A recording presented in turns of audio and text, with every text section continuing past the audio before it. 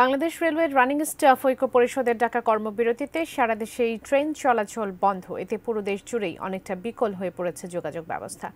এর মধ্যে ঐক্য পরিষদের ডাকা কর্মবিরতি পালন করতে মাঝপথেই ট্রেন রেখে পালিয়েছে এক ট্রেন চালক, যাতে গন্তব্যে পৌঁছাতে না পেরে বিপাকে পড়েন ৫ শতাধিক যাত্রী। বিস্তারিত ইশতিয়াক হোসেনের ডেস্ক রিপোর্টে।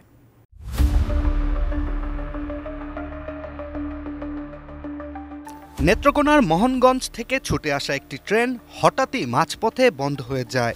এতে আতঙ্ক ছড়িয়ে পড়ে ট্রেনটির যাত্রীদের মাঝে। ঘটনা কি জানতে ট্রেন থেকে যাত্রীরা বেরিয়ে দেখে ঢাকার উদ্দেশ্যে যাওয়া ট্রেনটি থেমে আছে ময়মনসিংহ জংশন স্টেশনে। ট্রেনের চালকও নাকি ট্রেন রেখে পালিয়েছে। পরে দিশেহারা ৫ শতাধিক যাত্রীরা এদিক ওদিক ছুটতে শুরু করেন।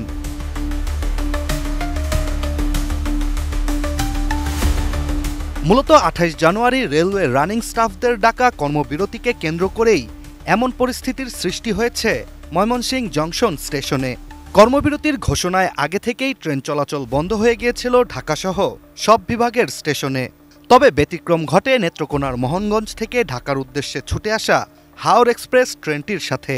যাত্রীরা জানায়, নেত্রকোনা থেকে ছুটে আসা এই ট্রেনটি স্বাভাবিকভাবেই ঢাকার উদ্দেশ্যে এগিয়ে যাচ্ছিল, কিন্তু হঠাৎই ট্রেনের চালক ময়মনসিংহে ট্রেন থামিয়ে পালিয়ে যান। অনেকের ধারণা ওই ট্রেন চালক কর্মবিরতির বিষয়ে অবগত ছিলেন না, কিন্তু পরবর্তীতে জানতে পেরে সাথে সাথেই ট্রেন ছেড়ে পালান।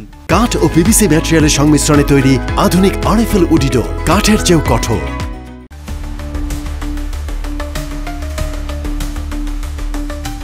কোনো ঘোষণা ছাড়াই ট্রেন বন্ধ করে দেওয়ার ঘটনায় স্টেশনে বিক্ষোভ শুরু করেন যাত্রীরা। অনেকের দাবি, কেউ জরুরি কাজে, কেউ রোগী দেখাতে ঢাকা যাচ্ছিলেন। হঠাৎ ট্রেন বন্ধ হওয়ায় বিপাকে পড়েন সবাই। ফলে ট্রেনের যাত্রীরা ময়মনসিংহ স্টেশন সুপারকে জেরা করে ক্ষোভ প্রকাশ করতে থাকেন। পরে এক পর্যায়ে পরিস্থিতি নিয়ন্ত্রণে আনতে অতিরিক্ত পুলিশ মোতায়েন করা হয়।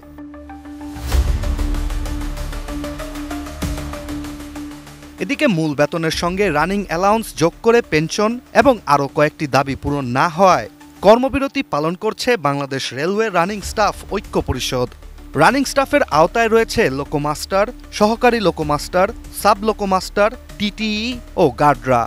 এই কর্মকর্তারা ট্রেন চালানোর সঙ্গে সরাসরি জড়িত। আর সারা দেশে রেলওয়েতে ১৭০০ এর বেশি রানিং স্টাফ নিয়োজিত রয়েছে, যার ফলে পুরো দেশের ট্রেন যোগাযোগ এখন স্থবির।